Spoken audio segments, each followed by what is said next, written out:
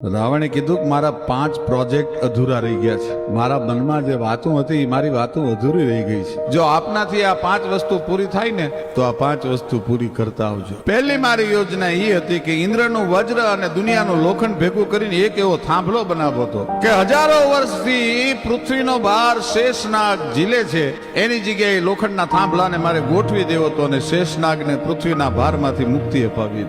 બીજી મારી યોજના એ હતી કે બલિરાજાને દેવતાઓને સહાય કરવા માટે થઈને તમે જે પાતાળમાં 3.5 ડગલામાં ઉતારી દીધો એ મારે બલિરાજાને પાતાળમાંથી છોડાવવો હતો. મારી ત્રીજી વાત, ચંદ્રમાની અંદર કલંક છે. પૂનમની રાતે ચંદ્રમા એવો શોભે પણ એની માલપા જે કાળા ડાઘ છે એ ચંદ્રમાના કાળા ડાઘને મારે દૂર કરવા હતા. ચોથી વાત જે છે યમરાજને અને માણસને જે યમલોક સાથેનો સંબંધ છે એમાંથી મારે મુક્તિ અપાવી તેને એક એવું યંત્ર બનાવવું હતું કે જેનાથી માણસો પોતપોતાના પાપ અને પુણ્યનો હિસાબ પોતે જાતે સમજી લે, વચ્ચે યમ ના આવે. અને 5મી અને છેલ્લી વાત મારી એ હતી કે દુનિયાનું 3/4 ભાગમાં જે પાણી છે, દરિયો છે, એ ખારો છે.